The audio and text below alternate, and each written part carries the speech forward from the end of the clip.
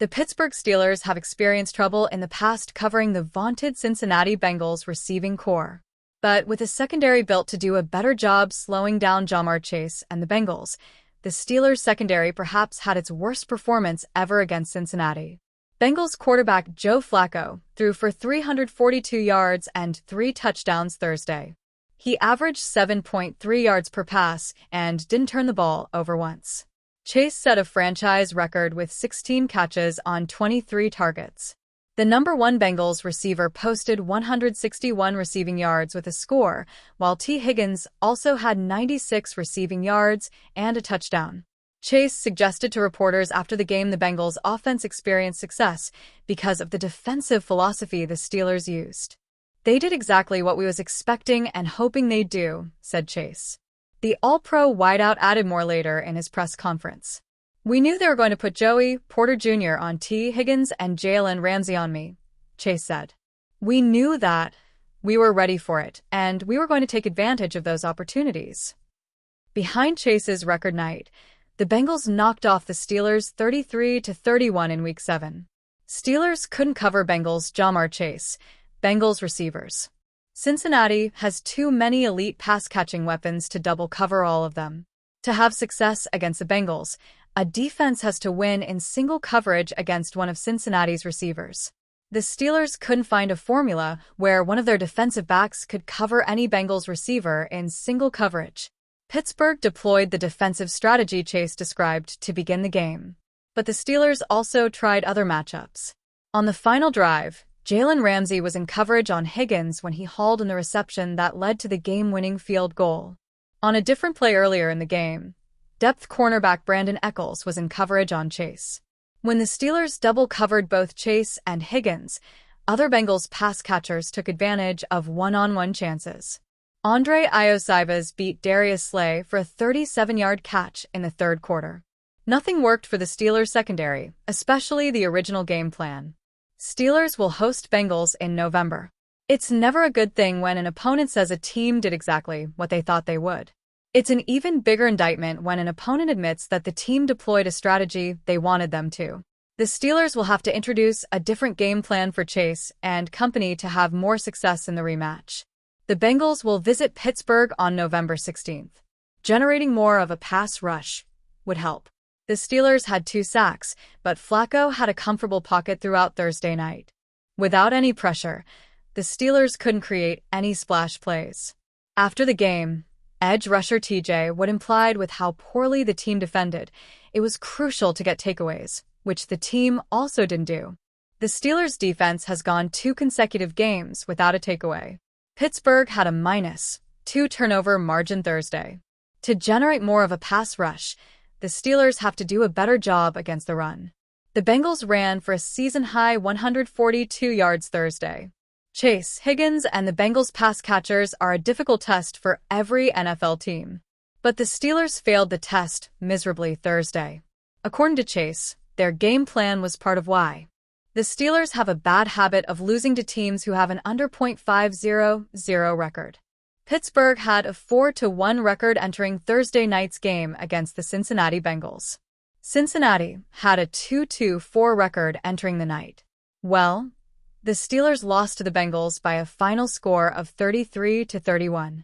With 11 seconds remaining in regulation, Evan McPherson hit the game-winning field goal for Cincinnati.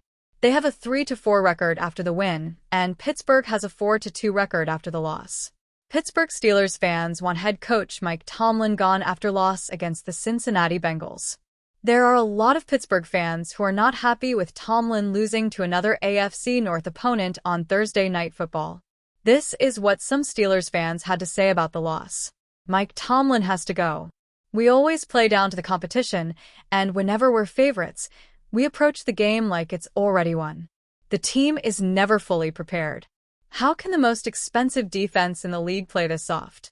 Even with the loss, Pittsburgh is still in first place in the AFC North for now. They will face the Green Bay Packers next.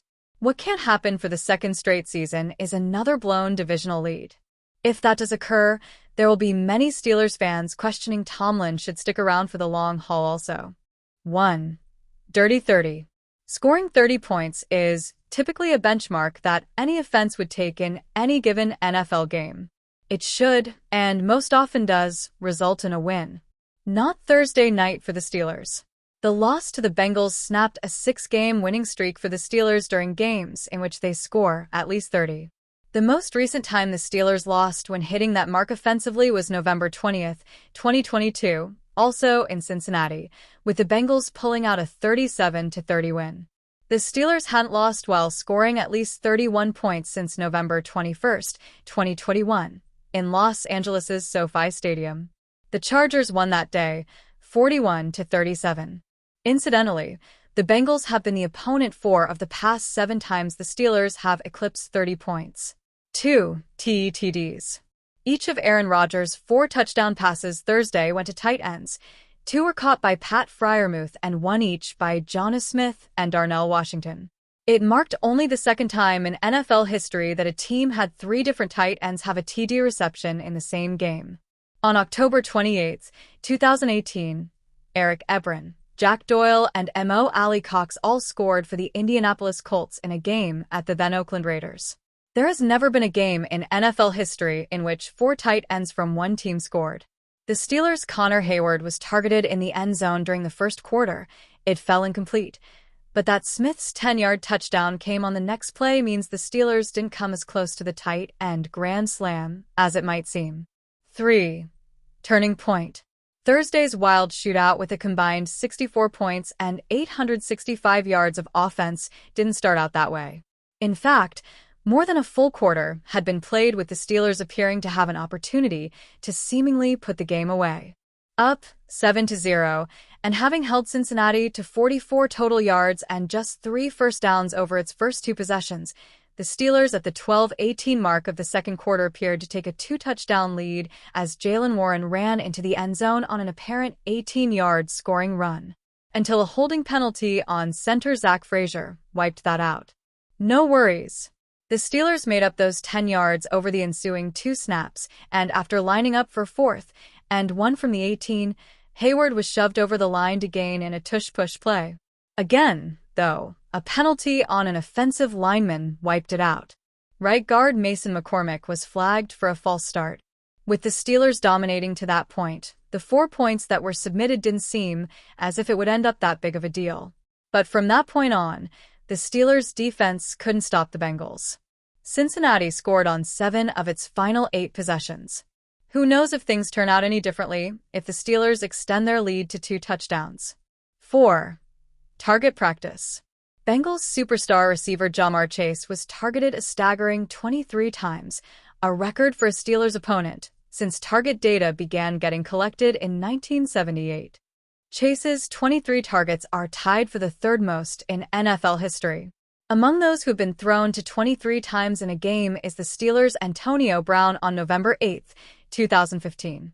Brown that day finished with career highs in catches, 17, and receiving yards, 284. But he did not score in what ended up a 38-35 victory against the Raiders.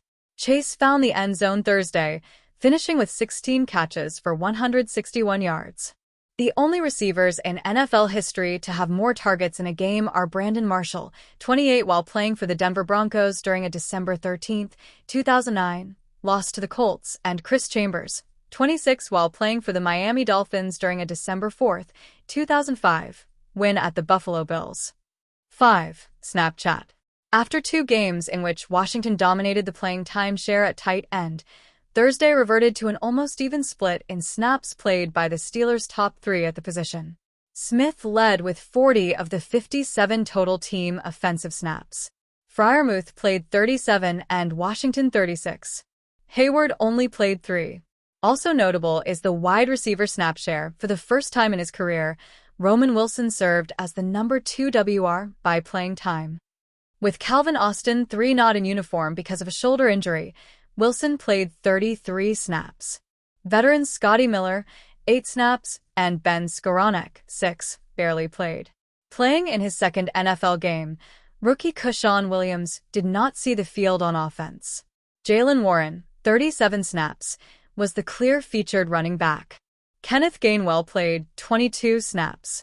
Pittsburgh Steelers CB Joey Porter Jr. suffered an injury in the third quarter of the team's Week 7 game against the Cincinnati Bengals. Per the Prime broadcast, Porter was in the blue medical tent. The nature of his injury is unknown. Porter missed 3 games with a hamstring injury after getting hurt in Week 1 against the New York Jets. He returned last week against the Cleveland Browns. Against the Bengals, he's mostly been tasked with lining up against WRT Higgins. With Porter out, the Steelers will have CB Brandon Echols replace him on the outside. Echols has had a solid season when he's played, which has been often due to various injuries in Pittsburgh's secondary. CB Darius Slay also briefly left the game due to an injury, but he returned after missing just a few snaps. Porter has been flagged twice for defensive pass interference tonight against Higgins, but he played well in his return last week and would be a big loss if he's out for the rest of this game. The Steelers have struggled to defend the Cincinnati passing attack, and losing one of their top corners would make things even harder for a reeling defense. This story will be updated as more information becomes available.